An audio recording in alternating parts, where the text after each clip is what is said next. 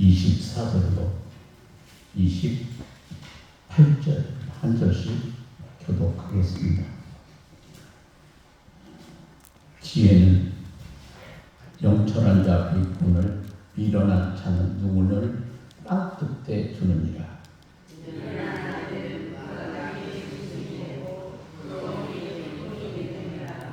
의인을 벌하는 것과 귀인을 정직하다고 때리는 것은 선하지 못하니라.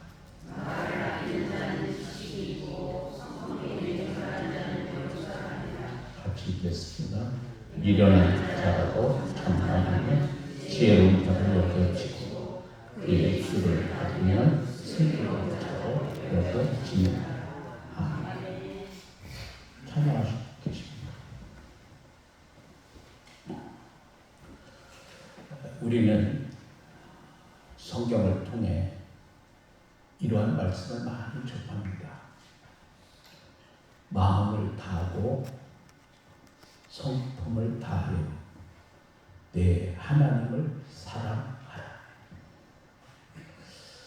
여기에 한 가지 우리가 갖는 의문이 있습니다. 마음을 다하여 하나님을 사랑하라. 그 말씀은 무슨 말씀인지 잘 알겠는데 성품을 다하여 하나님 사랑하라는 말, 여러분 그 말이 무슨 말일까요? 여러분 잘 모르겠죠? 도대체 성품을 다한다는 말이 무슨 말일까? 우리 한국어 개역 성경에는 성품이라고 하는 말이 총 18번 나옵니다. 그 가운데 구약 성경에 17번 나오고 신약 성경에 1번 나옵니다. 그런데 구약 성경 17번 가운데 15번이 마음을 다하고 성품을 다하여 이렇게 표현되어 있습니다. 여러분, 이 사실을 통해서 우리가 짐작할 수 있는 것은 사람의 마음과 사람의 성품은 대단히 깊은 관련이 있다는 사실입니다. 여러분, 성품이 무슨 말일까요? 간단히 말하면 성격의 품질을 말합니다. 우리는 흔히 사람의 관계에서 성격의 차이가 있다, 그 말 많이 하잖아요. 사람마다 있는 단순한 성격의 차이, 그렇게 문제될 것이 없습니다. 그것을 우리는 좋은 말로 개성이라고 말합니다. 개성이 있다는 것은 잘못이 아닙니다. 사람이 다 똑같을 필요 없어요. 자기 나름대로의 개성이 필요합니다. 그러나 그 사람의 성격을 면밀히 보면 어느 것보다도 명백하게 각 개인이 가지고 있는 성격의 품질의 차이가 나는 경우를 보게 되죠. 즉 누가 봐도 저 사람 좋은 성격의 사람이다. 좋은 성격이 있어요. 누가 봐도 나쁜 성격이 있어요. 그러기에 우리는 좋은 성격, 좋은 성품을 가지기에 노력해야 합니다. 그래야 하나님을 믿는 자로서 성품 때문에 하나님의 이름에 누가 되지를 않습니다.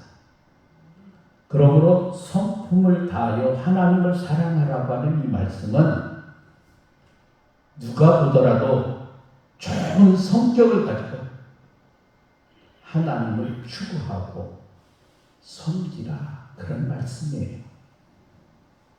개성도 좋지만 건강하고 아름다운 개성을 가지고 믿음 생활하라고 하는 말이에요. 개성이 잘못되면 개 같은 성격이 되는 거예요. 그러면 세상 사람들도 눈살을 찌푸립니다. 여러분, 우리가 오늘 잠언을 읽었는데 말이죠. 지금 계속해서 새벽 기도에 나오신 분들은 매일 새벽마다 잠언을 우리가 공부하거든요. 여러분, 잠언의 주제가 무엇일까요? 네? 무엇이에요? 누가 대답 좀 해보세요. 지혜지. 잠언에는 무수히 많이 나오는 그것은 바로 오늘 24절에 나오는 지혜입니다. 잠언은 젊은이들에게 바른 성품을 심어주길 목적을 가지고 솔로몬을 중심으로 한 몇 명이 기록한 잠언을 모은 성경책입니다. 그런데 잠언이 지혜를 특별히 강조하고 있다고 하는 사실은 우리가 좋은 성품을 갖추기 위해서는 지혜로운 자가 되어야 한다고 하는 점을 나타냅니다. 그렇다면 여러분, 지혜로운 사람은 어떤 사람을 말할까요? 자, 24절로 다시 가겠습니다. 자, 같이 24절 읽겠습니다. 지혜는 명철한 자 앞에 있거늘 미련한 자는 눈을 땅끝에 두느니라. 여기서 눈을 땅끝에 둔다는 말은 근시안이고 거룩한 목표와 소원이 없이 땅의 여러 방향만 살핀다, 그런 뜻입니다. 여기가 좋을까? 저기가 좋을까? 그러면서 땅의 여러 방향만 살피는 사람은 여러분, 성공적인 인생을 살지 못합니다. 그런 모습은 결코 지혜로운 모습의 삶을 사는 모습이 아니라고 하는 거예요. 여러분, 이 세상에서 성공했다고 하는 사람들을 여러분 한번 생각해 보세요. 성공한 사람들에게 무슨 공통점이 있을까요? 좋은 일이 되었든 나쁜 일이 되었든 이 세상에서 성공한 사람들은 거의 예외 없이 한 가지 일에 전념했던 사람들입니다. 하나님은 초점이 분명한 사람을 들어서 사용하십니다. 여러분, 전 세계에 그 수많은 나라들 있잖아요. 여러분이 몇 나라를 혹시 다녀보셨는지 모르겠는데, 제가 생각할 때 여러분이 어느 나라를 가셨든지 간 나라마다 이 상품은 다 있을 거예요. 여러분, 그 상품이 뭔지 아세요? 뭘까요? 전 세계에 제일 많이 퍼져 있는 유일한 상품이 있어요. 여러분도 좋아하실 수 있어요. 뭘까요? 생각해보세요. 뭐예요? 코카콜라예요. 코카콜라 없는 나라가 없습니다. 가보세요. 유럽에도 있고요, 동남아도 있고요, 다 있어요. 중국에도 있고요, 뭐 러시아도 있고, 없는 데가 없어요. 어디든지 다 들어가 있거든요, 코카콜라가. 북한도 들어가 있고, 해격권에도 들어가 있고, 제가 아프리카는 아직 가보지 못했는데 아프리카 오지에도 들어가 있습니다. 어떻게 여러분 코카콜라가 그렇게 될 수 있었을까요? 여러분, 가장 큰 이유가 있습니다. 그것은 이 코카콜라 사장이 콜라에 미친 사람이라는 거예요. 그는 자기 몸에 뭐가 흐른다고 그랬냐면 피가 흐르는 것이 아니라 콜라가 흐른다, 그렇게 말하면서 모든 부족에게 콜라를 이 표로 콜라 전도사가 됐습니다. 여러분, 한 가지 콜라에만 헌신을 해도 사람은 이렇게 달라질 거예요. 근데 여러분, 코카콜라가 말이죠, 맛이 똑같은 거예요. 여러분, 그거 아세요? 똑같지 않다. 한국에서 먹는 코카콜라하고 중국에서 먹는 코카콜라하고 베트남에서 먹는 코카콜라하고 캄보디아에서 먹는 거하고 라오스에서 먹는 거하고 필리핀에서 먹는 거하고 제가 유럽에 가서 먹은 코카콜라 맛이 다 달라요. 왜 다른지 아세요? 비슷한 것 같은데 비슷하긴 해요. 그 사람들이 좋아할 것만큼 그 나라에 맞게 코카콜라를 그렇게 만들어요. 그러니까 어느 나라는 다 들어가는 거예요.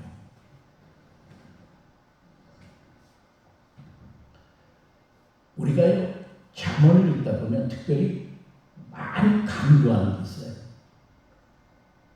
그것은 말을 아끼고 말을 조심하라는 거예요. 자, 27절, 28절 보세요. 같이 읽겠습니다. 27절, 28절. 같이 읽겠습니다. 시작. 말을 아끼는 자는 지식이 있고 성품이 영철한 자는 영철하니 미련한 자고 잠잠하면 지혜로운 자로 여겨지고 그의 입술을 닫으면 슬기로운 자로 여겨지느니라. 자, 건강한 개성을 가지려면 말을 아끼는 자가 되어야 한다는 말이죠. 특히 오늘 본문은 말을 아끼는 자가 정말 지식이 있는 자라 말씀합니다. 여기서 말을 아낀다고 하는 말은 무슨 말일까요? 아는 척하는 말, 있는 척하는 말, 높은 척하는 말. 이 말을 아끼라는 말이에요. 그러나 여러분이 칭찬하는 말, 여러분이 격려하는 말, 위로하는 말, 따뜻한 말은 아끼기 많고 여러분이 많이 해 주어야 합니다. 그리고 여기에서 말을 아끼라고 하는 말을 더 적극적으로 해석을 하면 이렇습니다. 그것은 말만 하지 말고 이제는 말한 대로 실천하는 일에 주력하라. 믿음이 생기면 스스로 실천하는 자세가 필요합니다. 그러므로 말을 아끼라고 하는 말은 결국 땀을 흘리고 헌신하라 그런 말이에요. 여러분, 우리 하나님은요, 혼자 일하실 수 있는 기적의 하나님이시지만 우리를 통해 일하시기를 즐거워하시는 하나님이십니다. 그래서 우리가 교회 안에서 일꾼을 세운 거예요. 다른 사람들을 돌보고 위로해야 할 위치에 있는 분들이 사소한 일로 상처를 받고 그로 인하여 다시 상처를 주고 부담을 줍니다. 여러분, 우리의 믿음이 연약할 때는 남의 도움을 받는 것 당연하지만 이제 내가 남을 도울 수만 있다면 돕는 위치를 고수해요. 그러기 위해서 하나님의 뜻을 수행하기 위해서 힘쓰고 우리가 땀을 흘려야 해요. 맨날 어린아이로 있으면 안 돼요. 애기 때는 도움이 필요하잖아요. 그러면 크면서도 계속 도움 필요하면 안 돼요. 흔히 성공하는 사람들은 오리와 같다 그래요. 여러분, 오리 아시죠? 오리 아시죠? 겉으로는 오리가요, 유유히 우리를 평화스럽게 떠다니는데 그 물속에서, 우리가 보이지 않는 물속에서는 열심히 오리가 어떻게 해요? 발을 열심히 헤엄을 쳐서 움직이는 거죠. 겉은 평범하지만 힘은 속에 지니고 있는 것이 성실한 사람의 특징이거든요. 얼굴에는 미소가 있지만 속에는 긍정적인 의미와 피눈물이 있는 사람은 바로 성실한 사람이 가지고 있는 삶의 특징입니다. 그처럼 자신의 달란트를 가지고 최선을 다해 긍정적인 삶을 만들 때에 우리의 하나님께서 말씀하십니다. 여러분을 향하여 또 저를 향할 거라고요. 착하고 충성된 종아. 여러분, 그것이 우리의 삶의 목적이고 최고의 만족과 보람인 줄로 믿습니다. 그처럼 헌신의 의미, 땀의 의미를 아는 자가 건강한 개성을 갖추게 되는 거죠. 여러분, 개미를 연구한 곤충학자들의 말인데요. 여러분, 개미떼를 잘 관찰하니까 개미가 여러분 다 일을 하는 게 아니더라는 거예요. 그래가지고 이 학자들이 개미를 붙잡아서 개미에게 일년료를 매겨놓고 관찰해봤답니다. 여러 날 관찰해보니까 개미가 몇 퍼센트 일하는 줄 아세요? 개미가 15%만 일을 하고 나머지 85%는 왔다 갔다 동자로 왔다 갔다 그러더래요. 그래가지고 일하는 15%를 따로 격리시켜 놓고 생활을 했습니다. 그러면 이제 15% 열심히 일하는 개미들만 났으니까 열심히 일을 하겠지 생각했어요. 여러분 어떻게 할까요? 그 중에 15% 중에 또 15%만 일하고 나머지 85%는 놀더래요. 이번에는 따로 격리된 일하지 않은 85%만의 이 개미 그룹을 그냥 이 개미들은 놀자판인 줄 알고 생각했습니다. 그런데 그 개미들이 다 노는 것이 아니라 그 85% 중에 다시 15%는 정신을 차리고 열심히 일어나요. 참 신기한 일이죠. 그런데 사람들은 그 퍼센트보다는 사람들이 조금 높다고 하는 보고가 있습니다.